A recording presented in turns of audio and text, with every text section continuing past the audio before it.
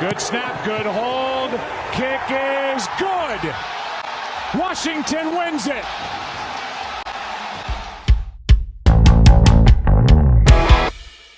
Hey everyone, and welcome to episode 70 of Sports Speak. Today, hope you're doing well. I'm Eddie Kalegi. I'm Tim Moore. Well, week one is in the books, and week two got off to a bang in the NFL with the Giants and Washington football team. Tim Moore will sound off on that really bad Giants loss in just a few minutes. But I want to get started, of course. We haven't done this in a while, our SEC week in review, and I kind of want to roll into that a little bit. I'll get started with mine. My surprise, probably not a surprise, but they're all going to come from the NFL here, all three of mine. My surprise, honestly, has to be the Green Bay Packers with just how bad they played. I'm not surprised that Aaron Rodgers sort of mailed it in. You can kind of sense it coming just with everything that's gone on in the spring and the summer. But the fact that they lost by 35 to the Saints, who were displaced from even playing at the Superdome for their opening game, wasn't pretty. And Aaron Rodgers, I mean, he was trying to air out passes that just, they weren't even, it seemed like they weren't even intended for his receivers. There was one interception where he tried to throw it about 50 yards from his own 10-yard line, and it was not even close to Davante Adams. So now some people do say, and it is true, every year the Green Bay Packers seem to have one absolutely brutal loss. They lost to Tampa Bay one year. They had that really bad loss to the Chargers a couple years ago. Seems to always happen. But to see it in week one has to be concerning, and I'm surprised just how bad they looked. My expectation, which proved to be true, was struggles out of the gate from Zach Wilson because of his offensive line. I mean, the Jets just could not protect this man for his life. Zach Wilson did not have a really accurate game, but you can't pin too much of that on him because when he had time, he made good throws, and he has decent receivers. It's not great, but it's not as bad as the Jets, weapons have been in past years. And he had chances when he had the time, but it was very rare for him to actually have time to get off a decent throw. Of course, now Mekhi Becton is hurt, which does not help the offensive line situation whatsoever. The Jets defense couldn't contain Sam Darnold, which of course, I mean, who would have seen Sam Darnold looking as good as he did? Now, the question is, will he be able to carry that? He has a tough test in week two against the Saints. Some of that might have just been a little bit of added motivation playing against the Jets, who many say ruined his career, but not really surprised that Zach Wilson got knocked around like he did. The Jets are going to have to do a lot more for him, specifically on that offensive line, for Wilson to find success. He's got a cannon of an arm, and he's very accurate. He is not a very mobile quarterback. You need to be able to give him time in the pocket to set and throw, and the Jets just couldn't do that. And that's my expectation. And in conclusion, I'm going to say that it is very balanced throughout the NFC this year. I think a few games really proved that this week. There are some teams with potential to be successful. For example, I'm not going to hype up the Philadelphia Eagles too much, but Jalen Hurts looked really good. I know it was against the Falcons, but they didn't win by 26, and that was not even close the entire time. The Minnesota Vikings, the Chicago Bears, the Detroit Lions all looked vulnerable at different points, but all of them still looked better than the Green Bay Packers. Of course, the New Orleans Saints and Jameis Winston exceeded expectations. Arizona Cardinals and Seattle Seahawks both went on the road against AFC South opponents and crushed them against the considered two best teams in the AFC South, two teams that people think could make the playoffs, and both the Cardinals and the Seahawks put together statement victories in the opening week of the season. So in conclusion, I think the NFC is really up for grabs this year. Maybe it'll still go to Tom Brady, but aside from that, I think those other 6 playoff spots are going to be really fun to watch. So Tim, over to you on your SEC. Well, first, I'm going to put it like this. I mean, we don't think that, Randall Cobb is going to carry the Green Bay Packers to the Super Bowl anytime soon, do we? But, first off, I'll agree with you in my SEC. I mean, my biggest surprise by far, the Green Bay Packers in week number 1. I mean, for Aaron Rodgers, granted, I know he has struggled throughout his career within the state of Florida, but who expected him to get dominated that bad by that New Orleans Saints defense? And again, granted, the Saints defense in terms of the regular season throughout, the past 2 to 3 years has been wonderful throughout seasons. But who expected them to hold Aaron Rodgers to not even a single touchdown? Now, honestly, I think, Evie, one big factor that has a lot to play with this that we all forget is that, Rodgers doesn't really play the preseason. Things go through. Not saying that that plays a big factor, but the thing is sometimes for Aaron Rodgers, because of the fact he does this, a lot of his first big game snaps are coming week one. And I'm not saying that, of course, that's a problem or anything, but we have to remember the fact, and really, if you go back and look at week one throughout Aaron Rodgers' career, most of the time he actually really doesn't play overly well. Granted, he hasn't typically played as bad, but I'll also say, typically in week one, if you notice for the Green Bay Packers, they don't really play good opponents week one most of the time, if you've looked in past history.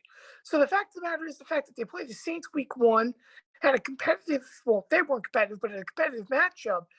To me, overall, is just surprised that they got dominated as badly as they did on the offensive end. I mean, Rodgers, a couple turnovers, very unprecedented by him. But how about Jameis Winston? I mean, all the if factors. Let's be honest for the Saints. The question was, if Jameis Winston can be what he was without the turnovers, this team is going to go somewhere in New Orleans.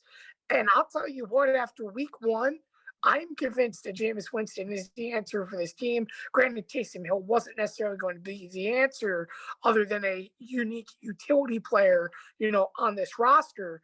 But I'm very convinced Jameis is going to do some bright things moving forward as long as he continues to do how he protected the football week one. Again, that this Saints offense is going to be great and electric. And by the way, we saw them dominate a game again, granted against Green Bay, which is a mid-tier at best, throughout the season. But they did this still without Michael Thomas. Let's not forget that. They won't have Michael Thomas back until November. So when New Orleans gets its top target back, then I'm even more excited to see what this offense can get. But right now, again, biggest surprise by far is that New Orleans team. In terms of expectations, I'm going to turn the page to baseball real quick. I mean, let's be honest, the New York Yankees. How could you not expect this slump right now? If I'm being utterly honest, when 13 in a row, everything's all great and grand in New York. Yankees fans not complaining anymore and so on.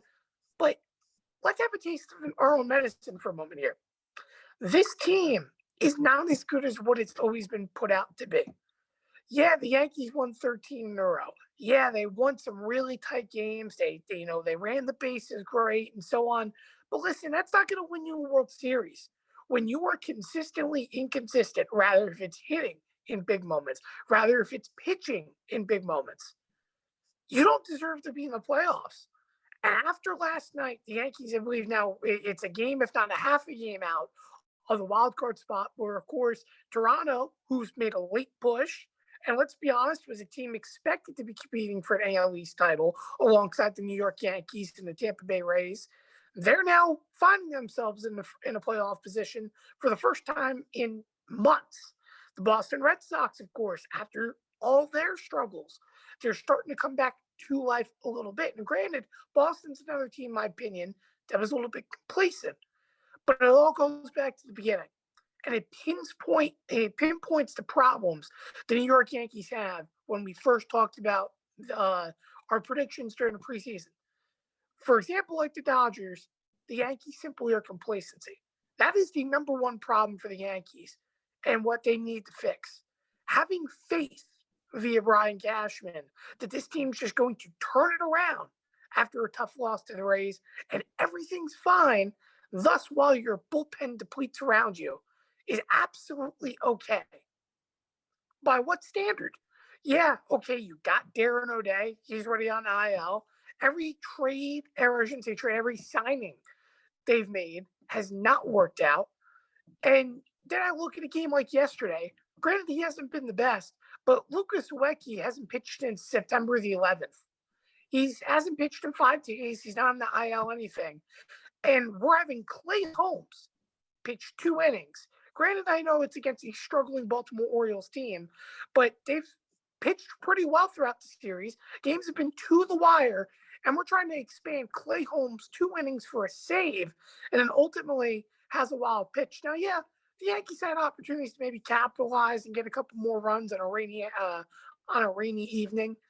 But the fact of the matter is, losses like that have been the epitome of the Yankee season all year, all season long. 15 blown leads in late game situations. 15 blown leads. When the offense is there, the pitching isn't. And when the pitching is there, the offense isn't. It's been the Yankees all season long. The whole killer of the Yankees all season long. And the fact of the matter is, if you thought that a trade for Joey Gallo, a trade for Anthony Rizzo was going to change this team to turn them into a World Series contender, you have to really reevaluate, because the Yankees honestly have less hopes, in my opinion, Mets, or less potential. And three teams above them, of course, that now sit above them in the standings in the American League East that look a lot stronger put together as units and can find ways to be productive even when they're struggling on a baseball field. So thus, Yankees fans, unfortunately, while, yeah, we secured, 28, 29 straight, maybe it's 26, something like that, consecutive winning seasons, that streak lives another day. But the Yankees making a wild card right now is a far, far hope. And if they make it, great. But let's be honest, this team is not a World Series candidate in the near future. And overall, I'll just put it like this in conclusion, and we'll talk about it in a little bit, but being a New York Giants fan stinks. It absolutely stinks. I can't write a million books on a factory of sadness day in, day out. We are the new Cleveland Browns. I'm just going to flat out say it. We may not go winless, but we are the new Cleveland Browns. As Bruce said on Twitter, how can you find another way, or yet another way, to lose another football game? Washington put the game in the Giants' hands with a late interception off a terrible decision by Heineke, in which it became a great defensive play by James Bradbury. The defense struggled all day long for the second week in a row. Might I add at this point, the Giants this year were projected to be a top 10 passing defense in the league. A top 10 passing defense. Yet the last 2 weeks, they've made Teddy Bridgewater look like he's Aaron Rodgers to throw to a completion rate well above 75%. They're scared to play man-to-man coverage. Thus, they play soft coverage. And you see, again, Heineke, who, think about what you want about him. If he is that potential player that we saw in the playoffs last year, or if he's just an average quarterback. Let's stick with average right now, because let's be honest, he played very well. But let's just go under the assumption he's an average quarterback. The fact of the matter is, you made Teddy Bridgewater and Heineke look like they're top-tier quarterbacks in terms of completion percentage. That cannot happen. The Giants' biggest concern coming into this year was the offense, the offensive line. Granted, yeah, Daniel Jones got sacked a few times yesterday, but even after a scary Nick Gates injury, that offensive line stuck in. The offense actually played well. Yeah, Darius Slayton dropped the ball in an end zone, but that didn't define the game. Sure, controversial holding as well could have, cost the Giants a couple points. But the fact of the matter is, the Giants' offense can only rally around the fact that the defense can't make a stop when it matters. And I'm not going to put the blame either on Patrick Graham. I think Patrick Graham's a really good defensive coordinator. But when this team, its least worry was supposed to be this defense, it is concerning that you cannot make simplistic plays, make tackles, solo tackles. You can't get off the field consistently on third down and prevent third manageable situations. It's concerning when you cannot make a play. So needless to say, now obviously, granted, the expectations for the Giants and any team in the NFC East was low. But when you jump off sides on the final play of the game, or I should say next final play, of course, of the game, and you're a person that plays down in, down out, defensive tackle Dexter Lawrence, I can tell you right now, Joe Judge completely losing his mind. Because if there's one thing that you do not lose a game on, it's special teams in his book, because that's where he came from. And to see Dexter Lawrence jump and to watch a field goal go missed wide right to ultimately then somewhat become a chip shot because the Giants let them get in the field goal range. They didn't play tight defense. They played soft coverage and made McLaurin as well, who, granted, don't get me wrong, very wonderful athletic receiver, but they made him look like he was Devontae Adams, Michael Thomas, DeAndre Hopkins, with the plays they allowed him to make, especially underneath to get those big yards. It's just simply putting, again, we'll talk about it more in a couple moments, but the Giants are slowly becoming the second, or I guess we say the second best team in New York, while still being a factory of sadness, just like every team in New York or Jersey, wherever you want to put it. Because let's be honest, the Jets are still no better, but it is a million emotions of being a New York Giants fan. And honestly, this one felt almost as deflating as when you go back a few years back when Eli faced Drew Brees and Brees threw for 7 touchdowns in overtime. Or actually, did that game go to overtime? I don't remember. Maybe it was late fourth quarter, and Eli Manning threw for 6. And the game came down to a long field goal. Same thing happened against Philadelphia, if you remember. I believe it was Jake Elliott kicked a 58, 59-yarder to win. Granted, this one a lot shorter, but you make a big play. The Giants might add to this. Haven't had a comeback for a win victory since Daniel Jones' first victory against Tampa Bay 2 years ago. So Giants fans need a comeback victory somewhere. Every one they had last season, they led majority of the game. So and didn't not have a lead going into fourth quarter. So the fact that the Giants played well offensively and still couldn't put it together defensively is just agitating and frustrating. And it just shows that how dysfunctional this team is. And the fact that this was supposed to be the dream team right now for Dave Gettleman is proving that, yeah, Dave Gettleman has brought in some good pieces, but unfortunately, this team is not the answer. And the last play just ultimately proved it. Well, okay, so we got a lot to get to, but I want to chime in here on the Giants because, first of all, that was the epitome of NFC East football, and Washington didn't look much better. Let's be honest. This Washington team is supposed to have such a great defense with Chase Young and all that and some veteran pieces.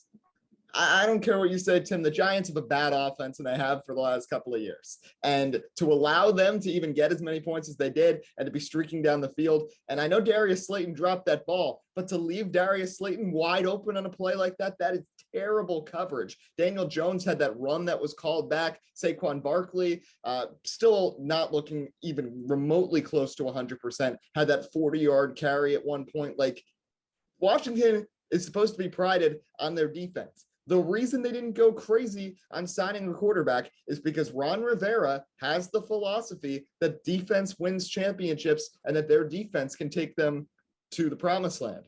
Well, if you're allowing 30 points to the Giants, that's not going to do anything. But they're the better team coming out of this. I mean, this was just horrendous from the New York Giants. And you didn't even mention all the other extracurriculars on the sidelines with Kenny Golladay yelling at the coaches. Kadarius Toney is apparently frustrated. It's week 2. It's week 2. They've played 2 games, and the Giants already have 2 of their top 3 targets mad. That's just unheard of.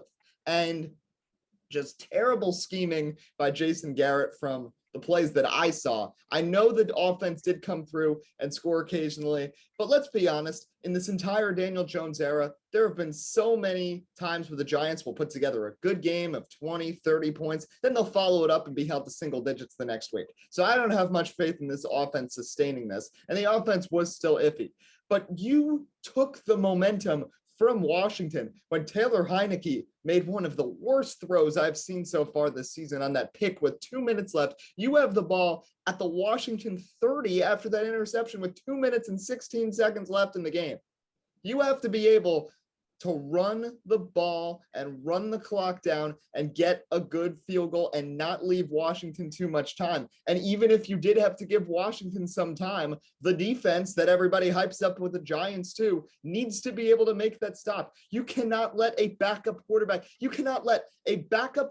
from the XFL, a backup in the XFL last year, just storm down the field with okay weapons and then just I don't even know what to say about the offsides at the end. Dexter Lawrence was lined up as a defensive tackle. If you're going to block a field goal, probably the least likely person to actually get through and get a block is the defensive tackle.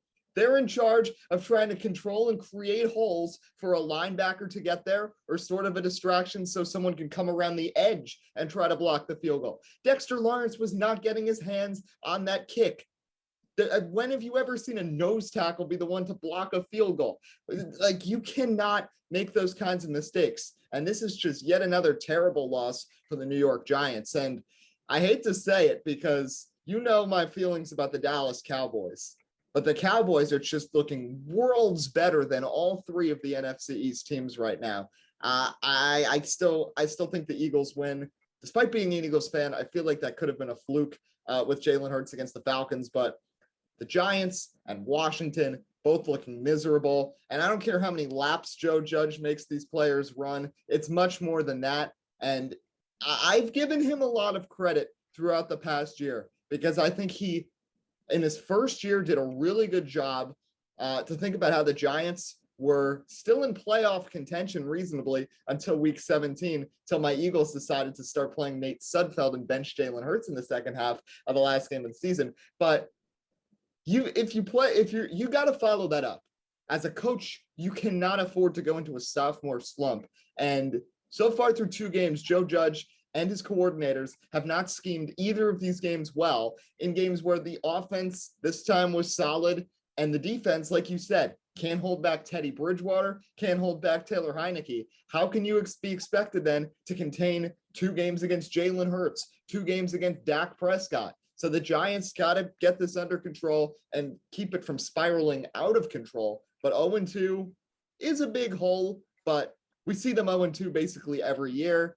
And the NFC East is still going to come down to about a 7-10 record, probably, to win the division. So even after all this, we're only 2 weeks in. Giants still have just as much of a chance to win the division as any other team in the NFC East. But I mean, this was just brutal. But I want to talk about something else that really caught my attention that I forgot to include in my SEC here about week 1. It's the San Francisco 49ers. And first of all, I liked the way they incorporated Trey Lance to get him some snaps in the field. Personally, I thought it was better than how the Bears went back and forth between Justin Fields and Andy Dalton. Just let me just quickly get to that first, because I don't like the way the Bears are doing this. They cemented Andy Dalton as their starting quarterback. They tweet that big thing that he's QB1 back like a day after they signed him in the spring. What does he do on the first drive? He throws an interception in the end zone. But Justin Fields, rather than learning the playbook on the sidelines, when you know he's going to be your franchise quarterback of the future, you're running these special packages with him. I'm sorry. Anytime we've seen that, it has not paid off in the NFL. It's ended pretty nasty with the way 2 quarterbacks and coaches and everything. Justin Fields needs to be on that sideline, learning that playbook, so that after a few weeks, you can insert him in and he can be ready to play. Because guess what? The Bears have talent. They have weapons. They have a defense. If they have a solid quarterback, as crazy as it is, they are legitimate contenders, not just for a wild card spot, but for, as vulnerable as the NFC North looks, they're contenders for a division title. With San Francisco, I think it's a little different because Jimmy Garoppolo, first of all, is a much better quarterback than Andy Dalton. And Trey Lance, I think there's still more uncertainty with Trey Lance in terms of his viability as a franchise quarterback than Justin Fields, only because we haven't seen that much from Trey Lance to this point. And I know I was always so high on Carson Wentz, but he still played in the FCS for North Dakota State and was not playing against the same types of defenses as, say, a Justin Fields or a Mac Jones, who were playing against first and second round NFL draft picks on defensive lines in the Big Ten and the SEC. But I think that putting Trey Lance in some game scenarios is kind of a better idea, because I think there are some ways that you can use him in a crafty way, different from Justin Fields, because I think they have different assets and it's completely different situations. But what's concerning, and why I'm bringing up the San Francisco 49ers, is that I'll make the argument already that they are the weak link in the NFC West. You were up 24 with 2 minutes and 55 seconds left, and Detroit comes back, 2 touchdowns, 2 2-point conversions, get the ball back again, and then almost score a game-tying touchdown right at the end of the game with Jared Goff as the quarterback. That is inexcusable, and already the 49ers lose Raheem Mostert for the season, which is a significant loss. I don't care how many running backs they drafted. Raheem Mostert is a key player. We saw it 2 years ago in the NFC Championship against the Packers. So my question to you is this, Tim. Do you agree with me at this point? I know it's only week 1, but from seeing how great the Cardinals, Seahawks, and Rams all looked, are the San Francisco 49ers the bottom dwellers of the NFC West? Well, yeah, I'll agree, because in my preseason prediction, I already said this team was going to be the worst team in the NFC West. Granted, all the teams are pretty good, but, I mean, San Francisco is just simply not healthy. They cannot stay healthy. And again, I hate dwelling on the if factor. This team has such high potential if they're healthy, if they can stay on the football field, if they can find ways to go back to their glory days 2 years ago. Listen, I understand Jimmy G brought this team to a Super Bowl, but we've got to remember, again, in any sport, when you keep the same roster, yeah, you have a certain style of offense. That's all great. But teams change. For example, how many times have the Rams been in the Super Bowl since they faced Tom Brady? That scheme eventually gets shut down. Not saying never, ever, but let's not even forget Todd Gurley, for example, was a top running back in the league at one point in LA. He's not even in the league anymore. We thought Todd Gurley was an absolute superstar. I'm not saying he wasn't, but he fit well in a scheme for LA at one point in time. And then, of course, the Rams had to change their whole concept of offense, now eventually trading Jared Goff to get Matthew Stafford and so on. And this team looks a little bit poised again, right? So for San Francisco, their methodology and their approach has been the same for the last 3 years. No matter who's injured, no matter who's on the football field, this approach is going to stay the same year in, year out. Now, again, we didn't know what to expect after a tough year last year because of the fact they had so many injuries. And you see Mostert getting injured here in week 1. It's, again, to me, it's no surprise. But for San Francisco, I mean, yeah, okay, you held on to win the game. You mentioned obviously the comeback for Detroit. But the fact of the matter is this, and obviously you brought up a good point with Jared Goff.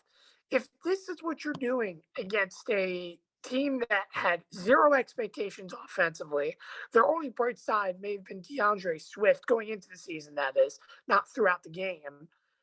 And optimism for Lions fans, because let's be honest, there's not much to be optimistic for other than the future. The fact that this team came out and scored 28 plus is bad. The fact that this team turned around and made a competitive comeback is bad. And again, doesn't mean San Francisco is bad, but I am bought in the aspect of Trey Lance, him getting a couple snaps and so on. But I mean, it's just really tough to see a team like this, because it reminds me a lot of Atlanta, for example. Remember Atlanta too, after their Super Bowl run, granted they didn't win it. The defense slowly fell apart. The offense was still consistent, played games, but the defense fell apart. They had so many injuries. I mean, how about we look at it now? Keanu Neal's a middle linebacker. In what system should Keanu Neal be a middle linebacker? Granted, he's been great safety when he's healthy, but he's been converted to a middle linebacker. I mean, that's just disgusting, needless to say. But this team reminds me right now a lot of Atlanta. It really does.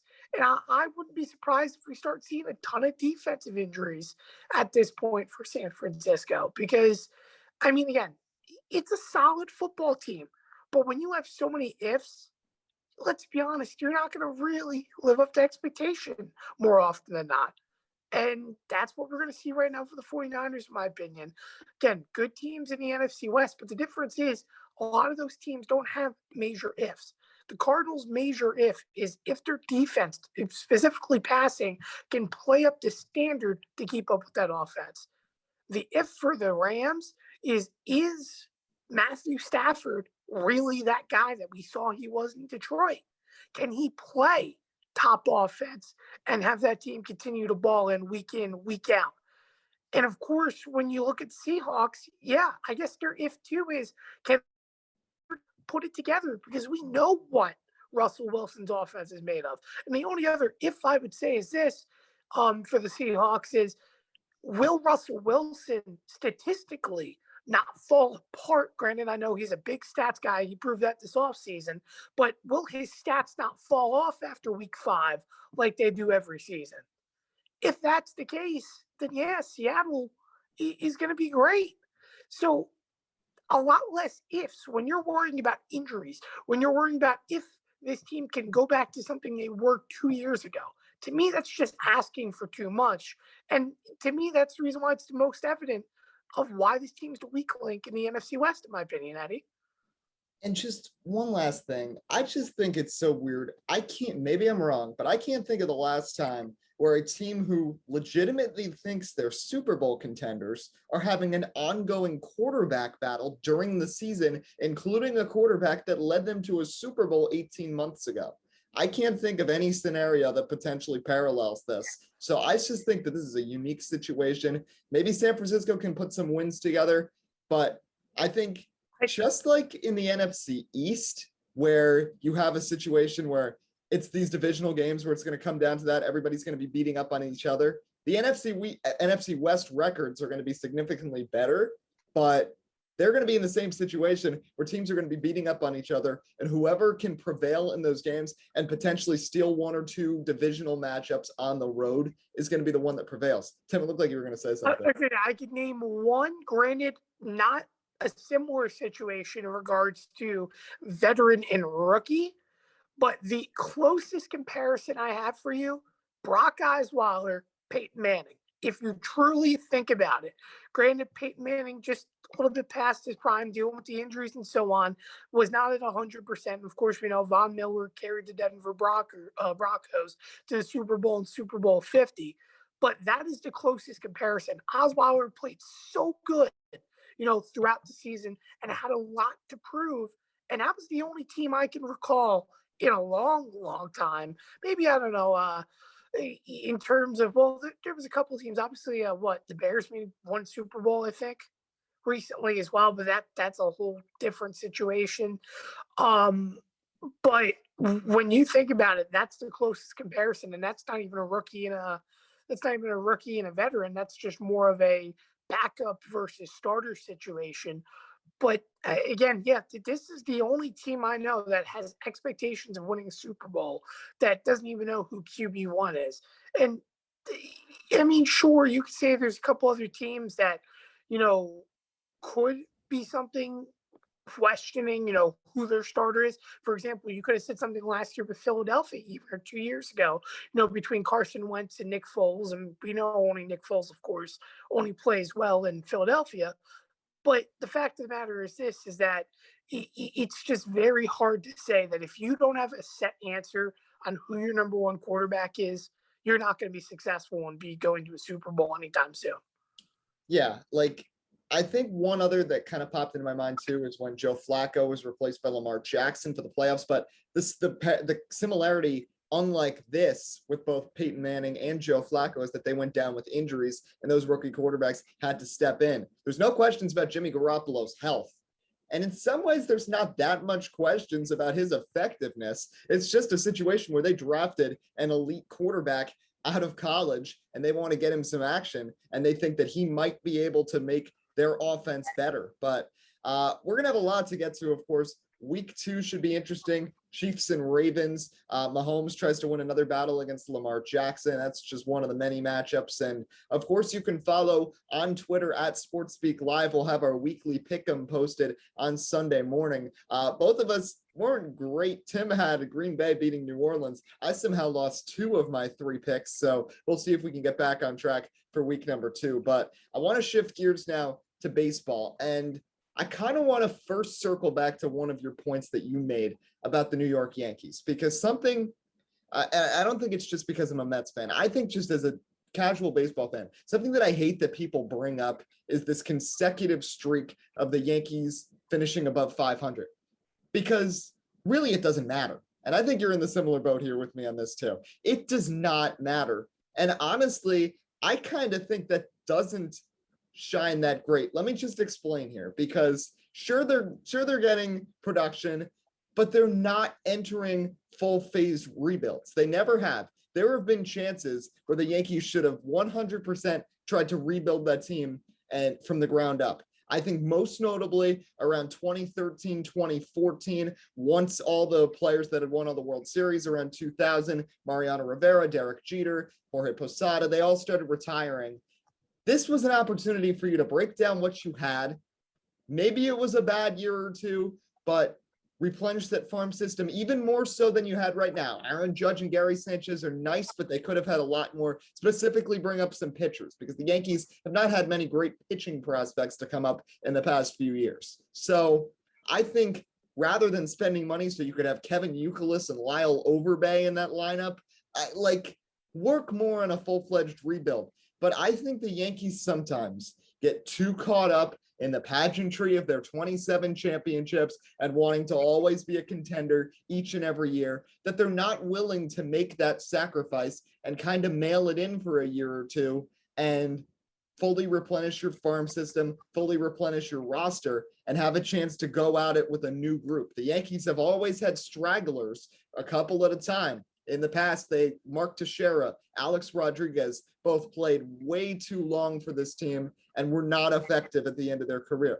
Brett Gardner, I know he had a big triple against the Mets, and I know he's a moral leader for this team, but let's be honest, putting him in the lineup most of the time is more of a detriment than a benefit at this point.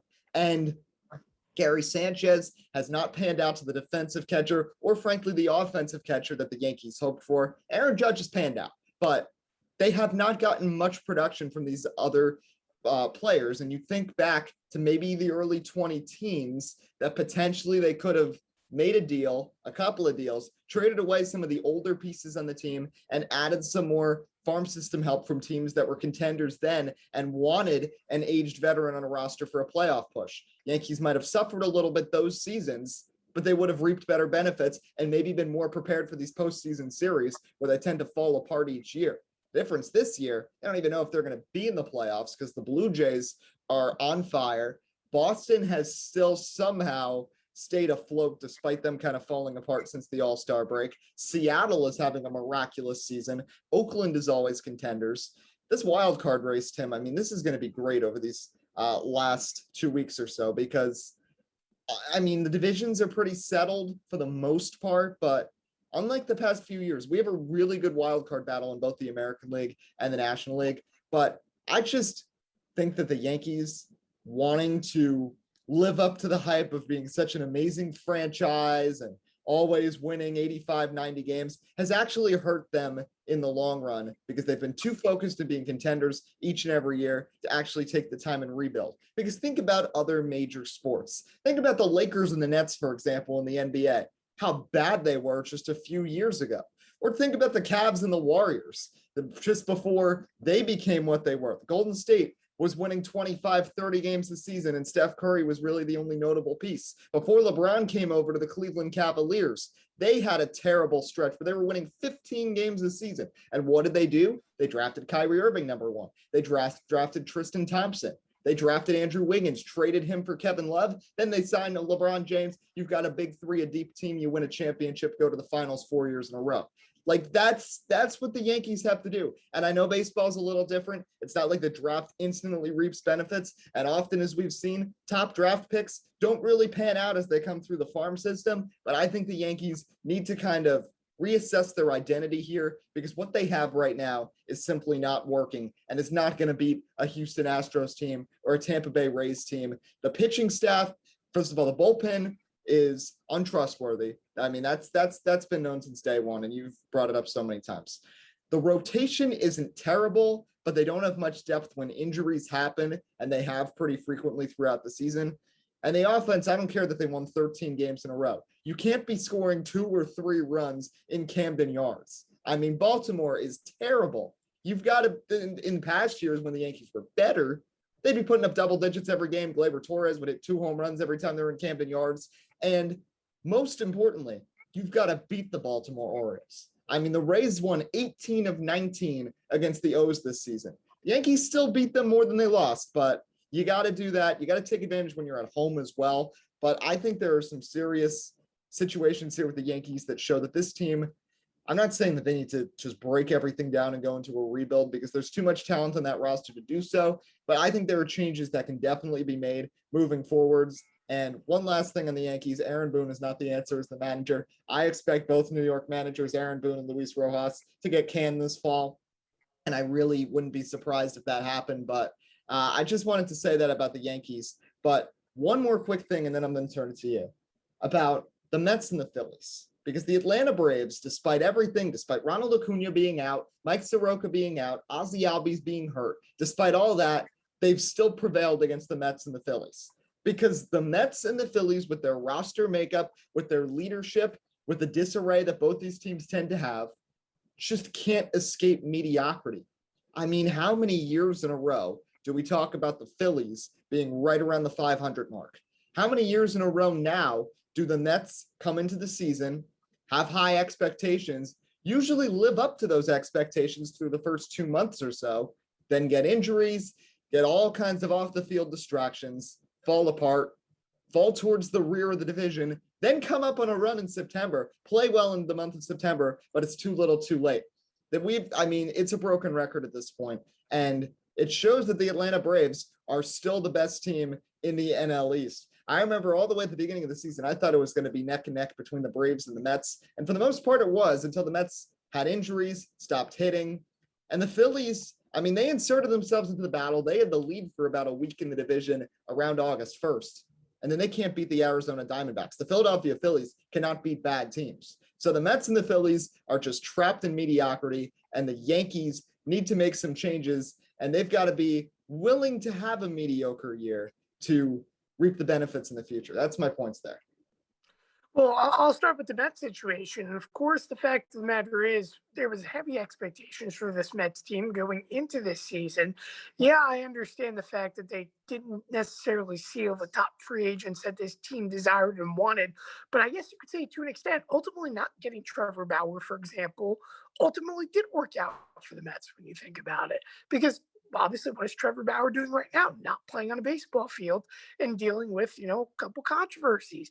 And, let's be honest, earlier in the season, we thought Atlanta was in trouble. We thought this team's season was over when Marcell Ozuna went out the door with, his little domestic violence situation. And they were going through absolute struggles. Obviously, you mentioned the stuff with Acuna, for example. We thought this team was in shambles completely. But yet they found a way to be productive in, again, what's been mediocre. And I've said this about the Phillies, by the way, year in, year out. I don't care who the manager is. And don't get me wrong, I love and I appreciate Joe Girardi more than the next guy. But Ronald Torreyes, for example, playing every day isn't going to carry you to a World Series. That's the unfortunate realism. Bryce Harper doesn't know what a winning team looks like because he's been the big to why teams can't win throughout years. And I understand he's won an MVP, he's been top caliber, but his attitude has carried, for example, for Washington. And what was the first thing they did when he left? They won a World Series. So to me, it's very fitting.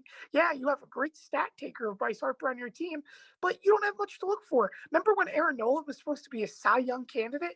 Yeah, I remember that too. What is he doing now? Yeah, you got Zach Wheeler. Granted, good year this year, surpassed expectations. I truthfully don't know if he's still worth the money they gave him, though. And let's be honest, he's still injury prone. Oh, remember that time as well when he got called down to the minors, granted again with the Mets, but because he couldn't find the strike zone? Who says he can't do that again? And oh, by the way you look at it throughout that bullpen, what do the Phillies have bullpen wise? And I know I complain about the Yankees, but is there any piece that you can look at in this roster from the start of the season to the midpoint of the season that says, wow, this player in this bullpen is going to carry me to a World Series? Simply put, the Phillies are mediocrity season in, season out, because their roster is mediocre. And it's just that simple. Yeah, you have one of the best catchers in baseball. Right now, I'd say maybe second or third. Let's be fair, because Salvador Perez is having a career year, obviously. And in my opinion, going to be a very underrated MVP candidate. Of course, he's not going to win the MVP, but he's definitely going to be up there this year, I'd have to imagine, with the season he's having offensively. And of course, he's been a solid defensive catcher his whole career, not like Yadier Molina, but relatively solid. But yeah, you have JT Realmuto. Yeah, you look at this team expectations. Sure, you have Bryce Harper, but just for example, I see this about the New York Yankees with Judge and Stanton, for example. You can't build around two superstars. You brought in Gene Segura, and yeah, looks very appealing, for example, batting average wise. But when he can't hit in big moment in the season, and not just any particular moment, it's a little bit problematic. Yeah, everyone has a couple core guys here and there. I mean, Rhys Hoskins, sure, he mashes home runs, but he also bats like a 230. So this team is a team that's just living off hope, says, oh, we have this potential to be something, but we don't know what our identity is. And unfortunately, it's the Philadelphia Phillies. And you could say the same exact thing about the Mets. The Mets don't know what their identity is. Picking a fight with the New York Yankees, granted, yeah, it could spark a fire. Francisco Lindor, you haven't lived to your money expectations this year. I'm sorry. Yeah, sure, you hit 3 home runs in a game, so be it. But the fact of the matter is, you've had injuries. You've batted terrible. You have no place to talk.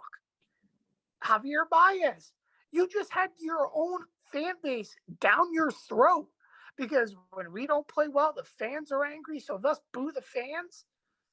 I mean, come on now. That situation alone, I don't even think we talked about that on the show yet, is absolutely embarrassing.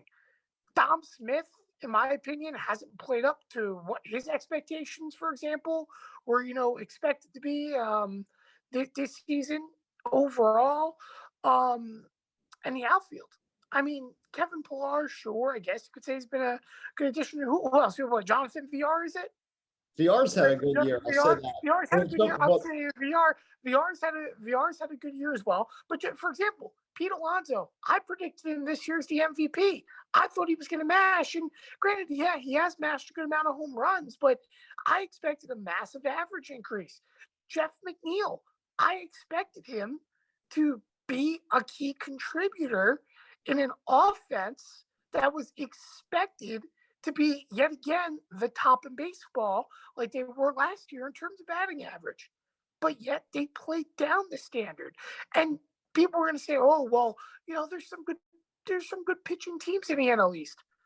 Washington doesn't have Max Scherzer anymore. Sure, they still have Steven Strasburg, but that's out the window. Yeah, Atlanta pitches pretty well, I'll give them that. But again, I mentioned Philadelphia. Yeah, that's great. Zach Wheeler, has had a great year, but Aaron Nola hasn't been that brilliant. There's no team in the NL East, in my opinion, that's had anything outside of Jacob deGrom status. So when you have, for example, the best pitcher in baseball on your team, and you can't find consistency offensively, and then you have implosions like Taijuan Walker did the other day, and basically every game past the 6th inning, you're not going to win. It's that simply put. The Mets season was over, unfortunately, when Jacob deGrom got hurt. And it's unfortunate to say that because, it's the story every year of a great September, and this team has so much potential. But, I mean, this just shows, again, the negligence. You came to a trade deadline, and you traded for Javier Baez, the spot that you didn't need. You could have bettered your pitching. You could have found ways to, really help that rotation in a time of need. And yet that didn't really happen. And again, I know that pitching isn't always the answer and that they do need some offensive help, don't get me wrong. But the fact that that was your marquee move to me is concerning if your expectations to win a World Series. So thus, unfortunately for the Mets, it's unfortunate because again, this is a team that every year, and granted, I was more optimistic for the Mets this year than I was the Yankees, and it's unfortunate to see because again, new ownership, high expectations. They want to win within the first 3 years, of this new ownership. This isn't the proper start. Granted, yeah, above 500 season is going to be great, but when you're playing in arguably the worst division of all of baseball, and you look mediocre and can't compete, it shows there's a lot wrong with the Mets, and they're going to need to change up a lot this offseason. And if they don't, it'll be the same old Mets. That's simply put. It's crazy. And we saw this in stretches with the Yankees too. We've seen it with the San Diego Padres as well, where you have high caliber teams where the entire offense just falls apart in stretches, or their entire pitching staff. Nobody plays well. It's not like certain guys are struggling. They all struggle at once. The Mets, aside from a few outliers, predominantly are having games where they have 2 hits through 6 innings. And other than Brandon Nimmo and Pete Alonso, nobody else is really contributing to the team. Now, Pete Alonso, I wasn't really expecting him to hit for average, kind of disagreeing with you there, because he has not really proven that. He's proven to be the power hitter, but there's been a higher reliance on him to hit for average, and that's because the average hitters, Jeff McNeil, Dom Smith, Francisco Lindor, they've all struggled this season. And I agree with you that the New York Mets should have done something related to pitching, because that was the significant issue when they lost Jacob deGrom. I don't think that all hope was necessarily lost the moment Jacob deGrom got hurt. That's a massive blow. But let's remember, he only plays once every 5 days. When you lose a star pitcher, that's debilitating, but you still got 4 other guys in that rotation that are expected to pick him up. And other than Marcus Stroman, nobody has consistently carried their weight really in the entire Mets pitching staff. And offensively, Brandon Nimmo's had a great year, but got hurt sliding to third base. I mean, this is the types of things, again, that we as, Mets fans thought that once the Wilpons were gone, that was sort of going to be the end of all the stupid things that only happened to the Mets, the LOL Mets moments. But between the rat and the raccoon, the thumbs down, which we did talk about, me and Zoe got into a whole thing a couple weeks ago about that. Just all these things that have happened this year. It's just disappointing, because remember, Steve Cohen said he promised a World Series within 3 to 5 years. This is a solid building block season for them, but a collapse similar to 2007 and 2008, not exactly to that extent, but still, they were in control of this division for 2.5 months and they let it slip away. But we'll definitely have more to talk about in terms of the majors in the next couple of weeks, 2 weeks left in the season. Tim, go ahead. I was just going to say one other point I just want to make on the contrary, not regarding the Mets, but we also did mention before, by the way, the fact that the American League, at least in terms of the wild card, is going to get very interesting. I just do want to institute a quick point. The Yankees' final 3 series, if I'm not mistaken, I don't remember in which order, but they have to play Tampa Bay, Boston, and I believe it's Toronto to end out the season. So realistically, yeah, the Yankees are in a slump right now, but those series could ultimately define the season. So if you're just a baseball fan in general, doesn't matter what team you support, this is going to be probably the most interesting wild card scenario in a while. Because again, if there's 2 teams tied and they're in a wild card spot and they're just battling for seeding, it goes based upon season record, get what you did against a team. And Toronto dominated the Yankees this year, for example. If they went to a tiebreaker, they'd be playing in Toronto.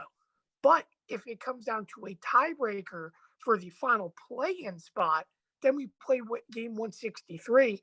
And I guess my question to you, Eddie, is do we think at this point, with how back and forth it is, would it be more fitting for a game 163 when the wild card's all set and done at this point?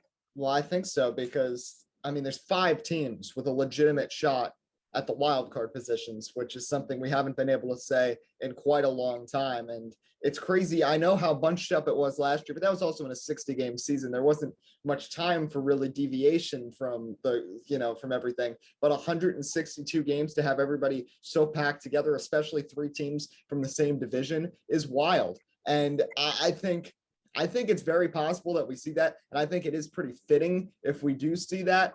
But if you're the Yankees or Oakland and you end up in one of those games, you have to take advantage of the postseason experience that you have. The Yankees and A's have far more experience playing in big moments than the Red Sox roster that they have now that's predominantly youthful, aside from a couple exceptions. Toronto, of course, only last year they got a little taste of the playoffs, and really hard to really compare anything to the play between last year and this year, because there are fans this year and last year was crazy. And Seattle hasn't been there in so long. So I think with the Yankees or the A's, whether they end up in a 163 or straight up in the wild card game, you have to take advantage of the fact that you have a lot of nervous players against you, that you have to, prevail. You have to prevail because you're expected to, because you've been in the same spot before and you know what it takes to win. So I think it would be really fitting if we do see that. But 2 weeks left in the season, a lot to talk about going forwards with that. One last thing before we sign off. NASCAR in their playoffs have an elimination race. I'm so excited. They are back on the asphalt oval, the actual Bristol Oval, for the first time in over a year for the night race, which is always interesting, always a lot of tempers and drama. And, in a playoff elimination race where you have some surprising people on or below that cut line, I think it could be very interesting to watch. Now, looking at the standings, I just pulled them up. Michael McDowell, unsurprisingly, pretty far back. Disappointing that he wrecked at Darlington, because he honestly had some really good speed in that race, but that kind of derailed things. William Byron is a significant 18 points below the cut line. He's going to need to take advantage of stage points, but at this point, I'm kind of going to cede to you a little bit, because you had said to William Byron was racing terribly at the end of the regular season, and you thought that he was going to be the weakest out of the Hendrick bunch in the playoffs. I had said Alex Bowman. Well, you were right on that, because he has really struggled, and I don't think he's going to be digging out of that hole. But Alex Bowman is right on the cutoff as well. I personally think that Tyler Reddick, who's 5 points below, is going to a short track. He has shown some speed at short tracks in the past. I think he has the chance to jump Alex Bowman at the very least. The question is, can Kurt Busch or Eric Almirola be knocked out by Tyler Reddick? I think there's the potential, but both of them, let's not forget, are really good short track racers as well, especially Kurt Busch, who won the night race at Bristol back in 2018. So I think it's going to be interesting to see. Personally, I think Tyler Reddick is still going to miss. I think the 4 below the cut line right now will end up being the 4 that miss at the end after the checkered flag flies on Saturday night. And Eric Almirola and Kurt Busch will just escape. Also, Kyle Busch is only 8 points above the cut line after that wreck at Darlington and nearly running people over going into the pit box. But, there's a lot of drama that could happen, and one wreck, and we've seen these chain reaction crashes that have collected playoff drivers before, and we also know a playoff elimination race takes on a little more weight and seems to have a little added drama every time, no matter what track NASCAR goes to for these races. I think it's very possible that we see another surprise potentially miss out due to a wreck, because it's 500 laps of beating and banging around the Coliseum. But I think it's going to be interesting to see what happens. But I'm going to stick with the 4 below the cut line right now. Bowman, Reddick, Byron, and McDowell will stay the 4 that miss out on the round of 12. Oh, I don't necessarily think that, not because I'm a big Alex Bowman supporter, but when I look at this, and I was looking at some stat Eddie, Eric Almirola really, really struggles at Bristol. I mean, really struggles at Bristol. His average in the last 6 races since 2018, outside of one top 5 performance, his average finish here has actually been about 29th. And yeah, he had a good 2-race span in 2018. Obviously, again, real good performance. Almost arguably should have won that first race in the spring in 2018. And then he had a bunch of penalties in the summer race. later that season, but he's never really been able to rebound. Another interesting fact too, not a guy that's going to get cut out by any means because he won last week and he's locked in, but interesting fact, Martin Truex Jr., believe it or not, he's starting on pole on Sunday. He's going to be the guy to watch, in my opinion, only for one reason. In the last 6 races, MTJ does not have a single top 10. That's right, top 10 at Bristol. He's only accumulated 3 top 20 results and has not fared well. I expect a big turnaround, needless to say, for MTJ. Again, not necessarily a guy that's locked in, but or should I rather, he's a guy that's locked in after winning last week. But I think for MTJ, it's a big opportunity for him to continue that momentum towards a championship campaign. But I really do genuinely think when I'm looking at averages and stats, Alex Bowman has a fair chance if he can get some stage points. You mentioned Tyler Reddick, Eddie, but Tyler Reddick also, granted, only 2 starts at the original Bristol racing surface, but Reddick has not fared really well at Bristol, based upon statistics. Granted, he's been very good at short tracks, but statistics stay otherwise. And a lot of the playoff guys look ahead. But I do have to say this as well. I am worried for guys like Kyle Busch because I genuinely think Kyle Busch, of course, is not in that category of being eliminated in the first round, but yet problems have led him to be there. And in my opinion, just for example, in his past championship campaigns that were never to be, for example, his first year with Gibbs in 2008, he's in a really dangerous spot. If he makes one mistake, granted, it may not even be a crash, could be a speeding penalty, something to put him a lap down or out of a race, he could potentially miss the playoffs. And it's unfortunate to say that, but Kyle Busch speeding last week, ultimately, in my opinion, potentially could have cost this team season.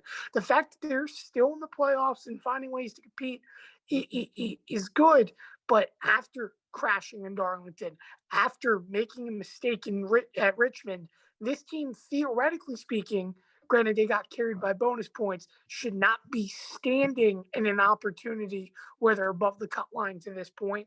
I'm not saying that Kyle Busch is going to fail, but I am a little bit worried for that 18 that something somehow could go wrong. And again, this has been this season of expect the unexpected. I wouldn't, and I said it when we were doing our pre-playoff predictions about how we saw the round of 16 going. Michael McDowell, his round of 16 was done before it even began. I mean, if the wreck at Darlington wasn't bad enough, he had 3 speeding penalties last week. Absolutely unacceptable. But needless to say, it's expected that something crazy is going to happen. And a guy outside the cut line, in my opinion, rather if it's Bowman, rather if it's Reddick, somebody's going to capitalize and they're going to make it into the next round because Bristol is a cutoff race. It's going to be energetic and it's going to be interesting. One last point before we go. We've seen, and you just mentioned with McDowell speeding penalties, we've also seen pit crews making tons of mistakes with loose wheels and such, and long pit stops over these past couple of weeks. It seems that when the pressure is on, we see some of the pit crews start to fold and make mistakes. And unlike some other races where you can maybe recover from that, a mistake on pit road can put you multiple laps down and completely take you out of the race just with how small Bristol Motor Speedway is. So there's going to be a lot to watch on Saturday night and this weekend in the NFL and the MLB. But that's going to just about wrap up today's show. We hope you enjoyed. Be sure to once again follow us on Twitter for our week 2 pick'em of the NFL, as I'll try to recover from my 1-2 start and hopefully get some better luck this time. Tim 2-1 last week. But until next time, this is Eddie Kalegi. And I'm Tim Moore. Signing off here on Sports Speak. We hope you have a great rest of your weekend.